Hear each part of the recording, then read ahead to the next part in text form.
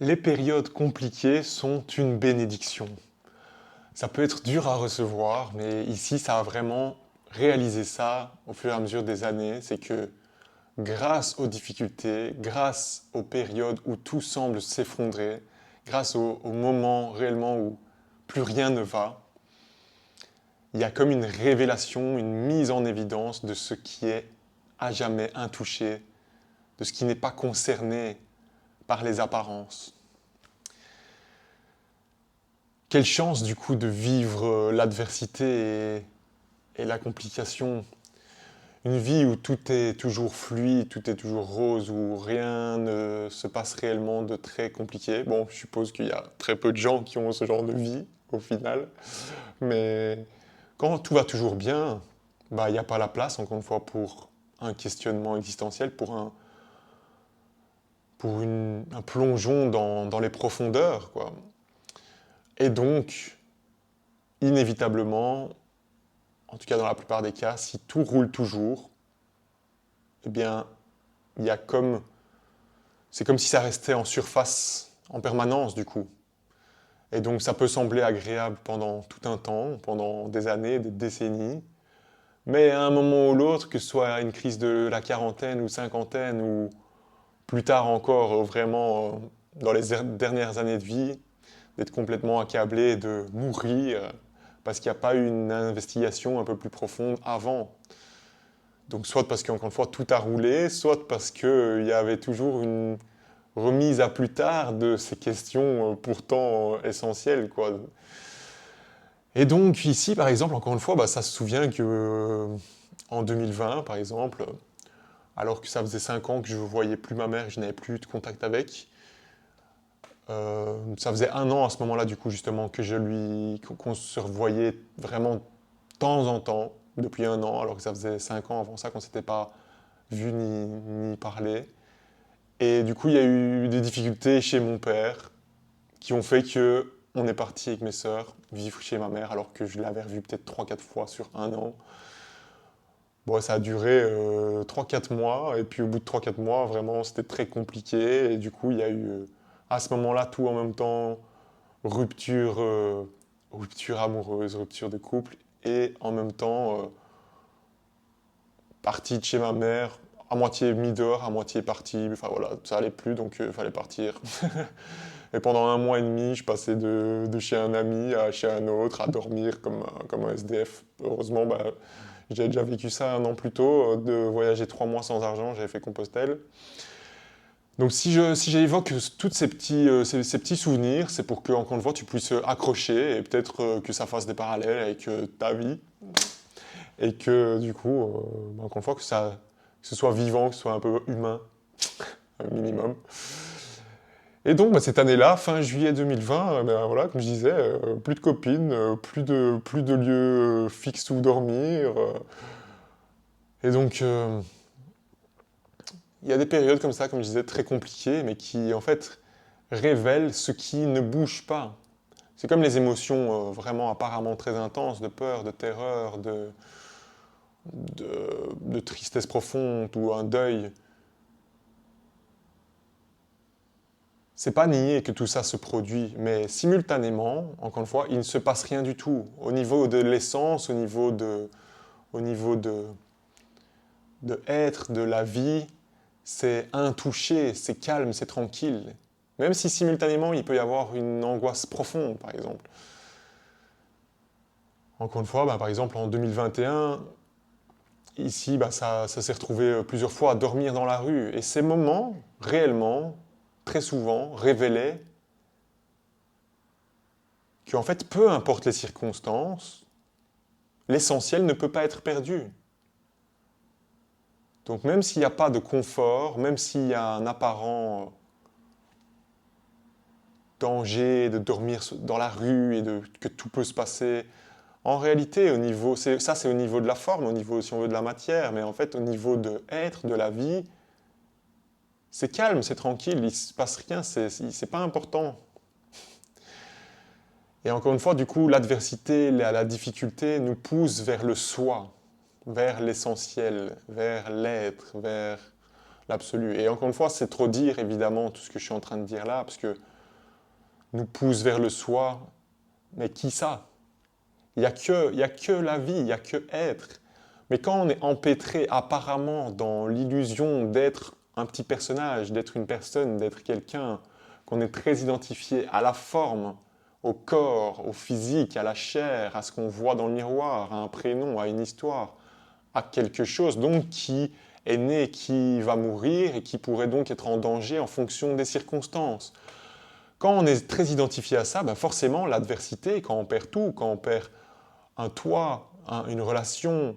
Encore une fois, il y a eu ici l'année passée, non, début de cette année, du coup 2025, il y a eu pareil une fin de relation et simultanément, ben, je me suis retrouvé à dormir au même moment. Ben, la relation s'est terminée et je me suis retrouvé à dormir pendant 5 mois dans un garage. Bon, du coup, un an avant, j'avais fait le choix, qui n'est pas un réel choix, encore une fois, évidemment, il n'y a pas de choix réel, mais du coup, au niveau de l'histoire, bah, du coup, Maxime avait décidé, au bout de 2-3 mois, bah tiens, bah, on est en relation, je suis souvent chez toi, bref, j'épargne les détails quand même, mais bah, du coup, mon appart, je vais pas continuer de le louer, je vais prendre mes affaires, les foutre dans un garage, et puis quand je suis chez toi, et sinon, bah, je suis dans ce garage, et voilà, si c'est 2 jours semaine, 3 jours semaine, je suis dans ce garage, je dors là, et moi je fais mes sessions à la salle, et voilà, je vis une petite vie de bohème comme ça quelques mois, j'avais envie de ça, enfin, à ce moment-là, c'était juste de faire ça.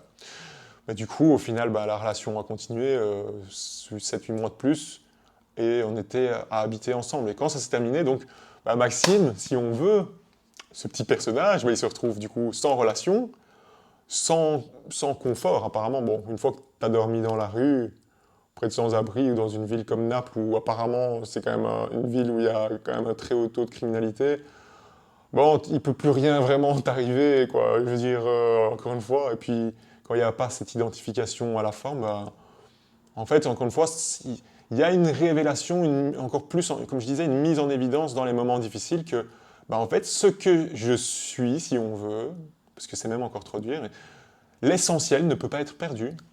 C'est-à-dire, même si au niveau de la forme, au niveau de l'histoire, tout à coup, il n'y a plus de copines, plus de maison, plus de...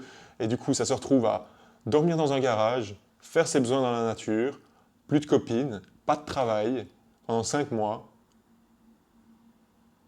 Et au final, simultanément, cette évidence qu'il manque rien, que forcément tout est à sa place, que forcément les choses pourraient pas être différentes, et que du coup l'essentiel est toujours là, et que la vie suit son cours, comme elle suit son cours. Donc dans les moments réellement de grande souffrance, de perte de repères, de perte, donc de deuil ou de rupture amoureuse, de perte de biens matériels, de se retrouver à la rue, de traverser des émotions, enfin d'être traversé apparemment par des émotions intenses. Tout ça, encore une fois, c'est des cadeaux de la vie si on veut. Enfin, en tout cas, ici, ça a eu tendance à prendre ça comme ça. Parce que c'est un fonctionnement naturel chez Maxime de toujours voir le côté positif des choses, si on veut. Du coup, encore une fois, ce dont il s'agit ici, c'est bien plus profond que voir le côté positif des choses. C'est pas une gymnastique mentale de se dire, ok, j'ai plus ça, ça, ça, mais il y a ça, ça, ça, et se concentrer sur le positif. C'est complètement au-delà comme je disais, de cette gymnastique mentale qui regarderait juste ce qui va bien. C'est juste que réellement, être n'est pas altéré, concerné par les circonstances. Ça n'a aucune importance ce qui se passe. Et donc, l'importance, la gravité, les problèmes, la souffrance, elle vient uniquement de se vivre, être quelqu'un.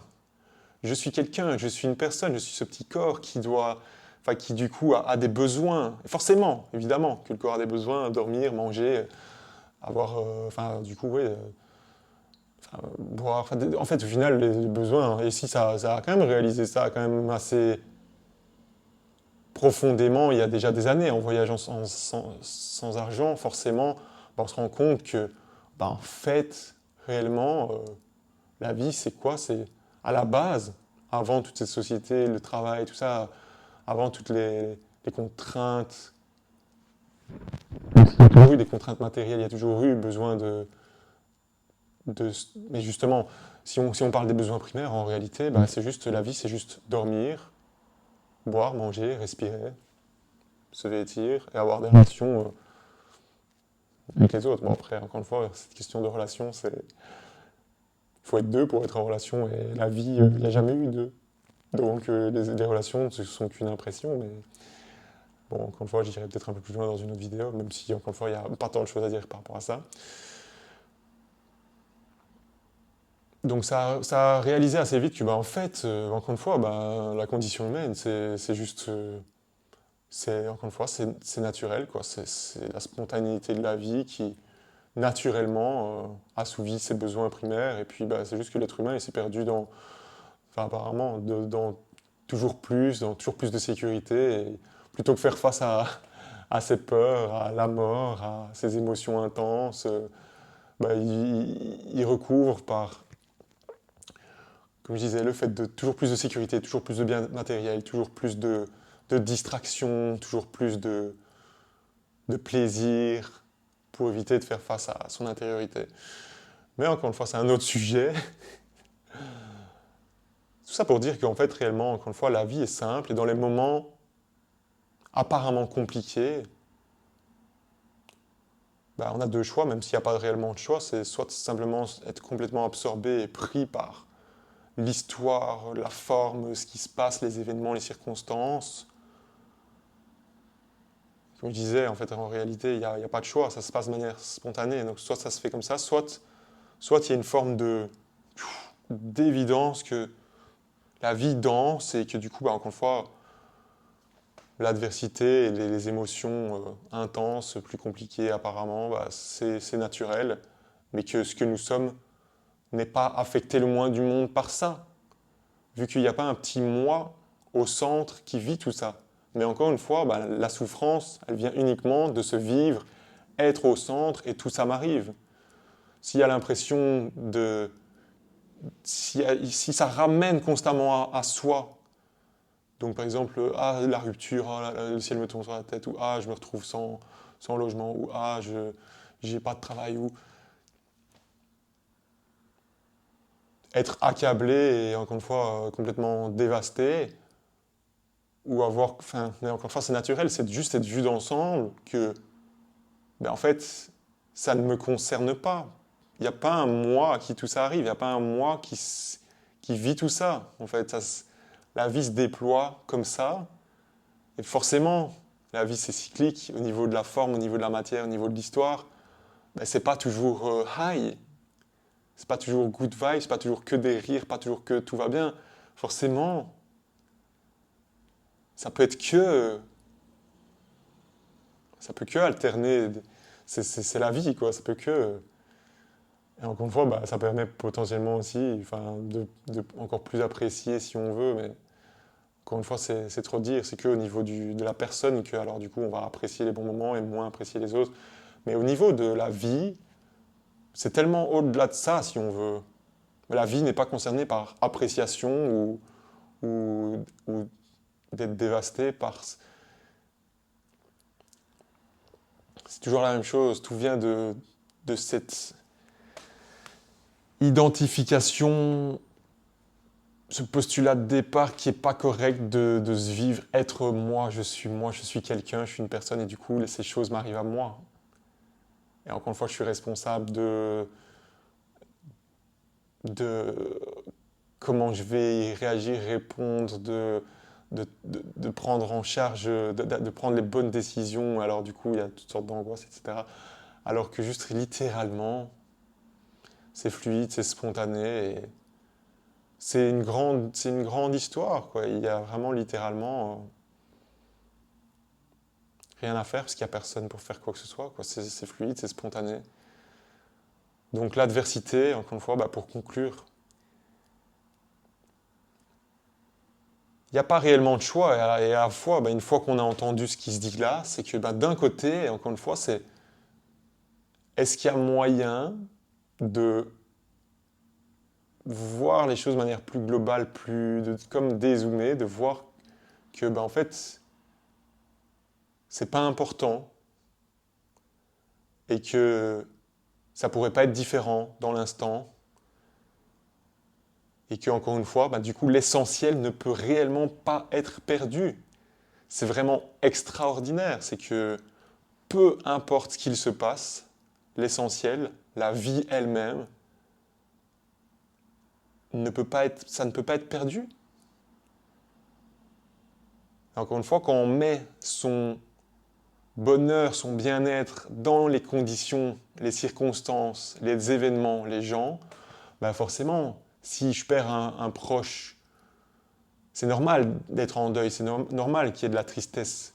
Mais il y a des gens qui, pendant 10 ans, vont être dévastés au fond du trou parce qu'il y avait une telle accroche, une telle identification, une telle, un tel mon bonheur est entre tes mains.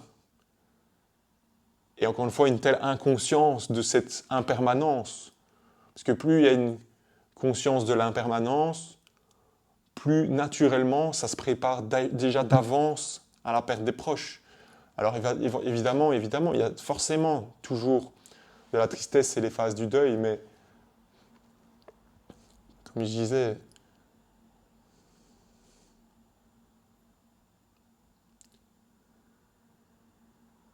plus on est comme attaché, identifié à la forme et moins il y a un enracinement dans les profondeurs, dans l'essentiel, plus ça va être vraiment dévasté et complètement perdu lors de ces moments-là. Alors que quand il y a, encore une fois, c'est que des mots, ça ne veut pas dire grand-chose parce que c'est subtil, c'est difficile à... Parce que je voulais dire, quand il y a un enracinement dans être qui est profond, encore une fois, qu'est-ce que ça veut vraiment dire? C'est juste d'avoir vraiment fait face, regarder vraiment régulièrement en face l'impermanence, quoi. Parce qu'il y a des gens qui semblent vraiment doués pour éviter de regarder ça en face, quoi. La mort, l'impermanence, le fait que tout ça, c'est vraiment transitoire, quoi. Dans une centaine d'années, il n'y aura plus personne qu'on connaît sur cette planète. Peut-être 110, 120 ans. Mais on vit tellement comme si tout ça, c'était acquis, c'était solide, c'était pour toujours. Plus on arrive à regarder en face que, en fait, tout ça, c'est transitoire, c'est une danse, évidemment, ça, c'est transitoire. Du coup, on vit forcément plus sereinement les pertes qui n'en sont pas, en fait, encore une fois. Et c'est ça qui est intéressant, c'est que plus il y a une identification à la forme, je suis moi, je suis quelqu'un, plus ça vit réellement. J'ai perdu mon père, j'ai perdu mon frère, j'ai perdu mon ami, j'ai perdu ma copine, que ce soit une mort ou que ce soit une rupture de contact, peu importe. Et alors, on a l'impression comme d'avoir perdu une partie de soi, mais c'est pas possible. C'est possible que si on se croit être vraiment moi, alors j'ai perdu. Mais s'il y a une évidence qu'il n'y a pas de moi, il n'y a pas réellement quelque chose qui s'appelle moi, il n'y a pas réellement quelque chose de tangible ici, un corps, une personne, quelque chose qui puisse posséder autre chose. Plus on se voit comme un concept, comme quelque chose de solide, de réel, de tangible, plus ceci peut être en possession de gens, des relations ou de biens matériels. Mais en réalité, c'est une histoire, c'est irréel complètement. Si tu achètes une maison, que au bout de 30 ans, tu as fini de la payer, que tu es un peu en mode cow-boy et que tu n'as pas d'assurance, et que la maison brûle, il y a réellement, littéralement, la possibilité d'être réellement zen et presque comme intouché par ce qui se passe. Enfin, il y a apparemment des degrés différents, mais il y aurait presque une possibilité de ça. Tellement c'est une évidence qu'il n'y a rien de sûr, il n'y a rien à quoi s'accrocher, tout est transitoire et demain, on n'a aucune demain, il y a aucune possibilité de savoir ce qui va se passer. Mais on est constamment en train de se raconter des histoires et de sécuriser l'avenir et d'être sûr de ce qui va se passer, mais on n'en sait rien du tout. Donc, encore une fois, ça ici, les voyages sans argent, ça a mis ça en évidence, quoi, forcément, pendant des mois, 3 mois, 4 mois, une fois 3 mois, une fois 4 mois à voyager sans argent, ça met tellement en évidence, quoi, le fait que en fait, tu n'as aucune idée de ce que demain va. Enfin, tu n'as même aucune idée dans 5 secondes, en fait. Et les retournements de situation qui peuvent être vécus. Encore une fois, un truc très compliqué qui se vit un jour et le lendemain, on me paye On me paye un hôtel avec petit déjeuner, on me donne 100 euros, quoi, un inconnu, quoi, c'est un truc de fou.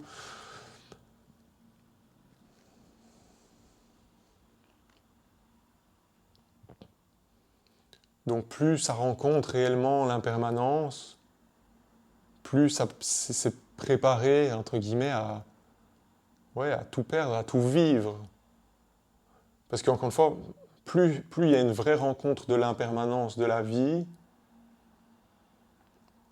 et plus, si on veut, il y a une révélation que ben, on n'en est pas à part en tant qu'être humain, qu'il n'y a jamais eu un petit fragment qui soit à part et qui vit sa vie. Du coup, il y a juste cette dense énergie, et du coup, peu importe ce qui se passe, littéralement, ça n'a aucune importance, parce qu'il n'y a que la vie. Donc, il n'y a pas quelqu'un ici qui pourrait perdre un proche. Et encore une fois, ça, évidemment, il y aurait des émotions, mais du coup, il n'y a pas quelqu'un ici qui pourrait perdre une personne. Il pourrait apparemment y avoir un corps qui se désintègre, mais il n'y aurait pas réellement la perte de quelqu'un. Donc forcément, en fonction du temps passé ensemble, de l'histoire, d'une forme quand même d'attachement, évidemment, il y aura un certain degré d'émotion, mais qui peuvent réellement être vécus dans la paix, dans la sérénité, d'une certaine façon. Simultanément, d'être dévasté, ben, il peut y avoir quand même une tranquillité, une paix. Parce qu'il y a un enracinement dans les profondeurs. Donc encore une fois, l'adversité, c'est un réel cadeau. Ce qui est de toute éternité ne peut être perdu, quoi. Et l'être humain, forcément, souffre tellement de pas de pas rencontrer ça, puisque encore une fois, pourquoi il voudrait rencontrer l'éternel? Pourquoi il voudrait réaliser que la vie est hors espace, hors temps? C'est réellement la fin de l'histoire personnelle, mais c'est aussi aussi la fin de la souffrance. La souffrance, en tout cas, comme elle est vécue de manière générale par l'être humain, d'être réellement pris, d'être réellement touché, d'être réellement sans un moi au centre, il n'y a pas de réelle souffrance. Il peut y avoir toute une palette d'émotions, toutes sortes de choses qui se passent, mais en réalité, ce que nous sommes est intouché.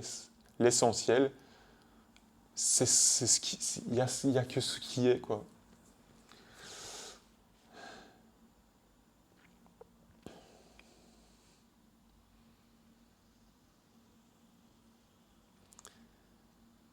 Voilà. L'adversité nous pousse vers le sans forme, vers l'essentiel. On est tellement pris vraiment par la forme, forcément. C'est obligé, quoi, par ce corps, il y a une histoire qui est tellement mémorisée, qu'il y a une telle identification à cette histoire, à ce corps, à cette personne. Mais il y a une possibilité de transcendance, quoi, réellement. Et donc, c'est pas un cheminement, c'est pas un événement, parce que c'est déjà complet, c'est déjà ce que c'est hors du temps et de l'espace. Il n'y a nulle part où arriver, rien à atteindre. C'est complétude. Et du coup, il n'y a jamais eu un être humain à part de l'existence qui vivait une vie.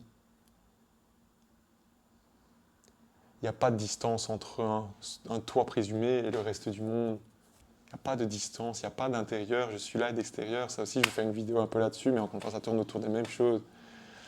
Donc, vive l'adversité. Il n'y a pas besoin de souffrance pour être poussé vers le soi, si on veut encore une fois pousser. Qui va être poussé vers le soi? Il n'est que cela, mais il n'y a pas besoin réellement de souffrance. Forcément, en réalité, il n'y a pas besoin, vu que c'est déjà complet. Mais il semble qu'au niveau de la forme, il semble qu'au niveau du personnage, il semble qu'au niveau de l'histoire, de la personne, du moi, que l'apparente adversité, les difficultés, et de réveiller. Mais réveiller qui? Parce qu'il y a déjà pas besoin de personne pour se réveiller. Mais comme sortir du rêve, de l'individualité qui n'avait jamais vraiment commencé, car il n'est que la vie, cette liberté impersonnelle. Il n'y a rien d'autre que cela. La vie. C'est tout. Simple. Si simple.